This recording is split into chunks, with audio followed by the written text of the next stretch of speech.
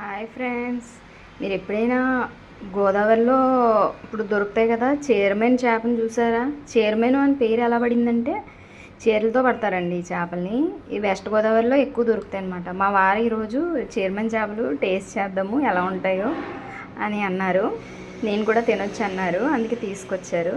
First ఈ చీరమని ఎలా wash చేయాలో దీనికి ఇసుకుంటుందండి. ఇది ఎలా వాష్ చేయాలని చెప్తాను. ఇప్పుడు చీరమైన చేపలు తీసుకునేటప్పుడు కడిగేటప్పుడు 2 స్పూన్స్ ఆయిల్ వేయాలండి.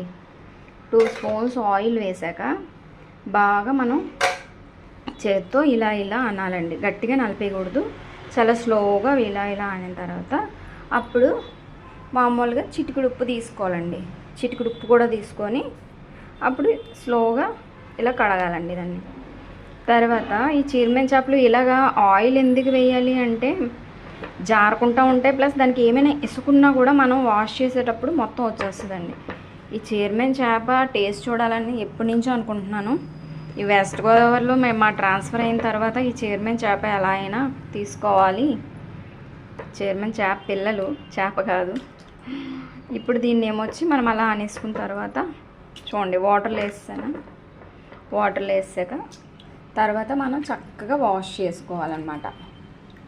వాష్ చేసుకుంటే చూసారా ఎంత బాగా వైట్ కనబడుతున్నాయి. ఇందాక బ్లాక్గా కనిపించాయి చీరమైన చేపలు, చూసారా? ఇప్పుడు చూసారా ఎంత వైట్గా వచ్చాయో. అందుకే ఆయిల్ వేసుకొని వాష్ చేస్తే ఏ చేప అయినా కూడా చాలా టేస్ట్గా ఉంటుంది. అనుకున్న ఇసుక కానీ ఏదైనా స్మెల్ కానీ తేమ కానీ అన్నీ పోతాయన్నమాట. ఈ విషయం నాకు కూడా తెలీదు. మా నాన్నమ్మ చిన్నప్పుడు మా అమ్మతో చెప్తుండగా నేను విన్నాను అనమాట. చూడండి చీరమైన చేప. నెక్స్ట్ పార్ట్ 2లో నేను ఇది ఎలాగా చీరమైన ఈ చేప పిల్లలతో పకోడీ ఫ్రై ఎలా చేయాలో నెక్స్ట్ పార్ట్లో చెప్తాను. థ్యాంక్ యూ అండి. ఈ ఛానల్ని లైక్ చేసి సబ్స్క్రైబ్ చేయండి. Thank you so much.